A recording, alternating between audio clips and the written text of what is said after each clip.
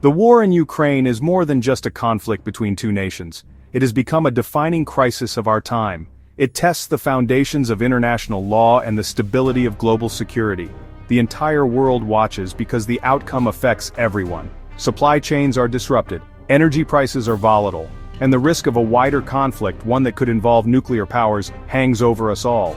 This is why understanding the war is so critical. The arguments about its causes and potential solutions are not just academic exercises, they are urgent debates that shape the decisions of world leaders and determine the future of millions of people. Today, the discussions are more intense than ever. Political leaders meet to discuss ceasefires, yet deep disagreements remain. Why did this war start? Who is to blame? And how can it possibly end? These are not simple questions with easy answers. Experts are deeply divided. Some point to decades of Western policy decisions. Others see the conflict as the result of one leader's imperial ambitions. Geopolitical analyst Jeffrey Sachs often points to the doomsday clock, a symbol created by atomic scientists to warn of global catastrophe. That clock is now closer to midnight than ever before, at just 89 seconds away. The war in Ukraine is a direct conflict involving a nuclear-armed Russia and a West that is heavily supporting Ukraine. The world is truly on edge. One major argument is that the West, particularly the United States, provoked the conflict. Scholars like John Mearsheimer and Jeffrey Sachs are leading voices for this perspective. This view holds that the expansion of NATO eastward after the Cold War was a grave mistake. They argue that Russia repeatedly warned that bringing NATO to its borders, especially into Ukraine, was an existential threat. Mearsheimer points to the 2008 NATO summit in Bucharest, where it was declared that Ukraine and Georgia would one day become members. For Russia, this was an unacceptable crossing of a red line. They compare it to how the United States would react if a rival military alliance, perhaps led by China or Russia, tried to include Mexico or Canada.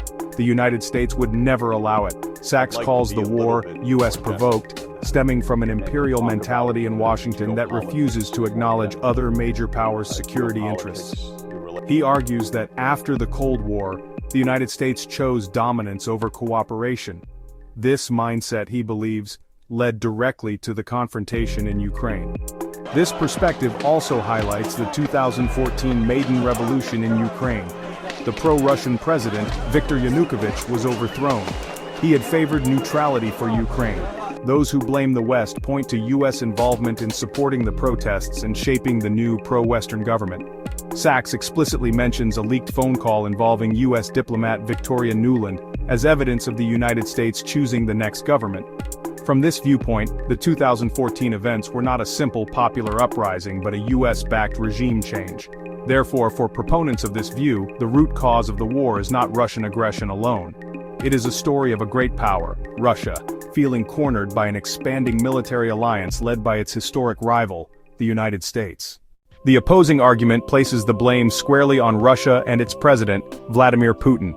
This view holds that the war is not about NATO, but about Russian imperialism and a desire to rebuild a sphere of influence. Matt Duss, a foreign policy expert and former advisor to Senator Bernie Sanders, is a key proponent of this view. He argues that while Russia's concerns about NATO are real, they do not explain the full scale of the invasion. Duss points out that Putin has made clear that he has a pretty grandiose historical conception of what he sees as a kind of renewed Russian empire, in which Ukraine has no right to exist as a fully sovereign nation. According to this perspective, Putin's own words and actions provide the clearest evidence of his motives. Proponents cite his lengthy essays and speeches, where he has questioned Ukraine's legitimacy as a separate state and described Ukrainians and Russians as one people. The initial phase of the 2022 invasion, which included an assault on the capital, Kyiv, is seen as proof of a larger goal: to topple the Ukrainian government and absorb the country back into Russia's orbit. This argument also emphasizes the agency of the Ukrainian people. It rejects the idea that Ukraine is simply a pawn in a game between great powers. Matt Duss stresses that the Maidan Revolution was about the people of Ukraine seeking closer relationships with Europe. He says that the constant focus on NATO denies Ukrainians their own agency. Many Eastern European countries actively sought to join NATO for protection because they feared Russian aggression, based on their long and painful history. From this viewpoint, NATO did not expand. It was pulled eastward by countries desperate for security guarantees against a historically expansionist neighbor. Ultimately, this side of the debate sees the war as a clear act of unprovoked aggression. They argue that blaming the West is a way of excusing Putin's imperial ambitions. For them, the conflict is a fundamental struggle between sovereignty and imperialism, democracy and autocracy. Therefore, they argue that making concessions would only reward aggression and encourage further expansionism from Russia in the future. Beyond the high-level debates among experts, the war has inflicted a devastating toll on the people of Ukraine. The country is facing a demographic crisis of staggering proportions. Before the Soviet Union collapsed, Ukraine had a population of 52 million. By the time of the full-scale invasion in 2022, that number had already fallen to around 40 million. Today, estimates suggest the population may be as low as 28 million. This is, as John Mearsheimer describes it, a demographic death spiral. Millions have fled the country as refugees, and it is uncertain how many will ever return. The human suffering is immense. Cities have been reduced to rubble. Infrastructure, including hospitals, schools, and power plants, has been systematically destroyed. The United Nations has documented thousands of civilian deaths, but the true number is likely much higher. Families have been torn apart. Millions have been internally displaced, forced to leave their homes with nothing but what they could carry. The psychological trauma on the population, especially children, will last for generations. Public opinion within Ukraine reflects the exhaustion and pain of a nation at war. While initial resolve was incredibly high, the sentiment has shifted. A recent Gallup poll shows that support for continuing to fight until total victory has fallen. Now, a majority of Ukrainians, around 69%, say they favor a negotiated end to the war as soon as possible. This does not mean they are willing to surrender. It means the population is increasingly desperate for the fighting to stop. The economic devastation is just as severe. Ukraine's economy has been crippled. Its industrial heartland in the east has been destroyed or occupied. The country is now almost entirely dependent on financial and military aid from the West. The path to peace is blocked by a deep and seemingly unbridgeable chasm between the demands of each side. Russia has been consistent in its core conditions for ending the war. As John Mearsheimer outlines, these demands are not flexible. First, Russia insists that the world recognize its annexation of Crimea and the 4 other Ukrainian oblasts it now controls. Second, it demands that Ukraine become a permanently neutral state, meaning it can never join NATO or receive binding security guarantees from the West. Third, Russia wants Ukraine to be demilitarized to a point where it cannot pose an offensive threat. These terms are, from Russia's perspective, non-negotiable. For Ukraine and its Western partners, these demands are almost impossible to accept.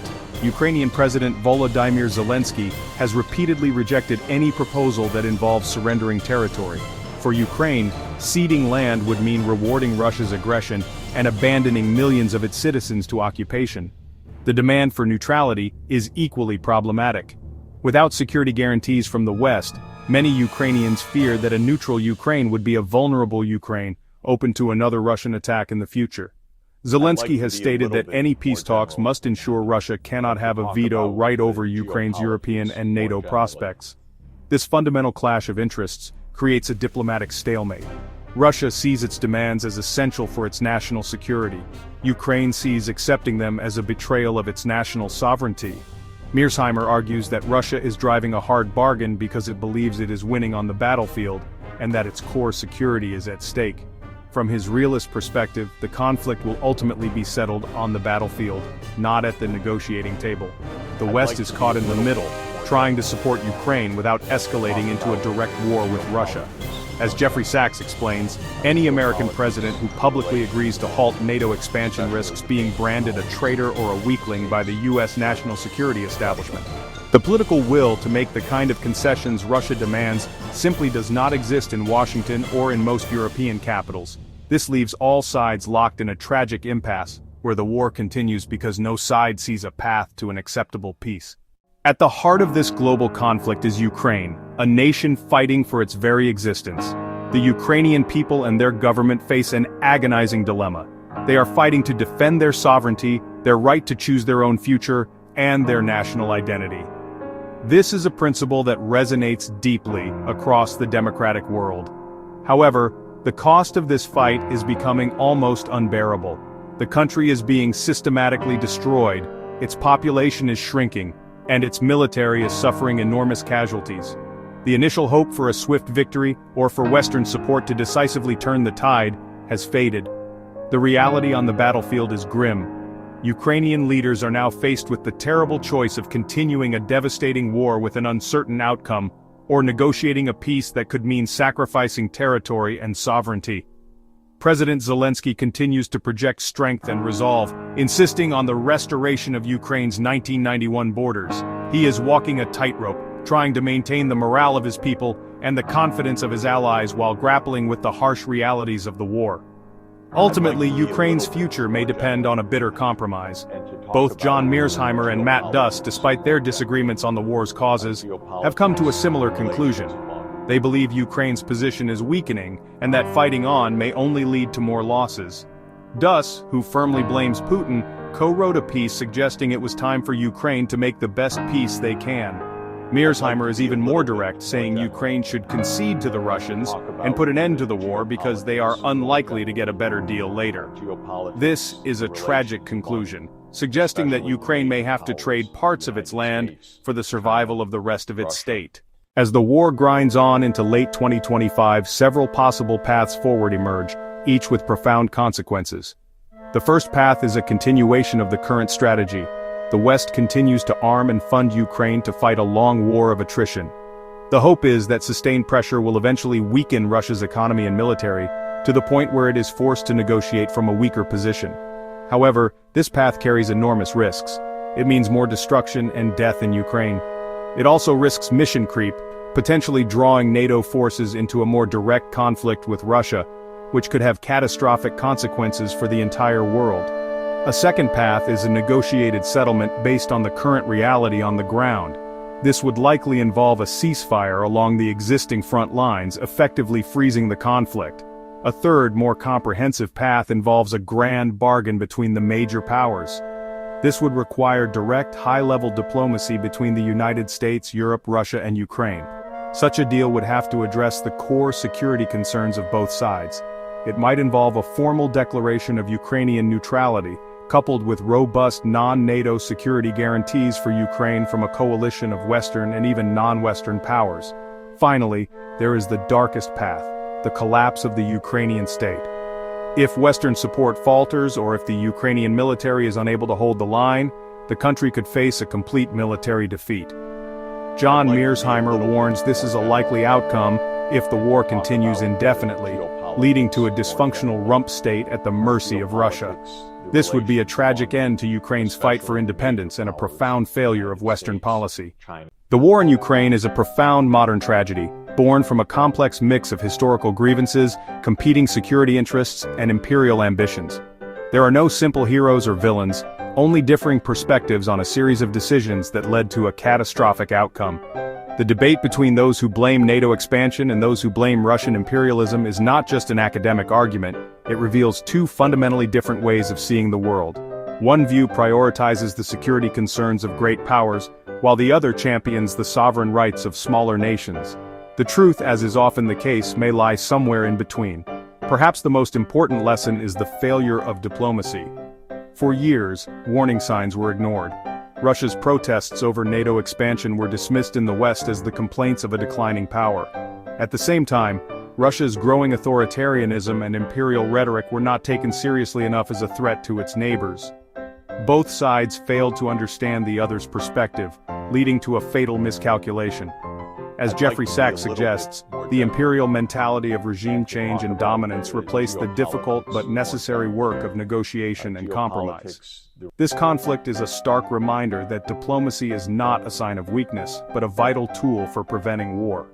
Looking forward, the world must learn from these mistakes. The principle of national sovereignty must be respected, but so must the legitimate security interests of all nations, large and small. Great powers have a special responsibility to show restraint and to pursue cooperation over confrontation. As Jeffrey Sachs concludes, technology gives us the potential for a world of shared prosperity, but only if we can avoid conflict. We must find ways to build a more balanced and inclusive global order, one where the concerns of all countries are heard and where disputes are resolved through dialogue, not violence. For Ukraine, the path ahead is incredibly difficult. A just and lasting peace seems distant. But the courage of its people has inspired the world and reaffirmed the enduring power of national identity. For the rest of the world, the lesson is clear: we cannot be complacent. We must actively work to de-escalate tensions, foster understanding, and strengthen the institutions that are designed to keep the peace. The war in Ukraine is a painful chapter in our history, but it must also be a wake-up call. It is a call to choose diplomacy over conflict, cooperation over dominance, and a shared future over a divided and dangerous world.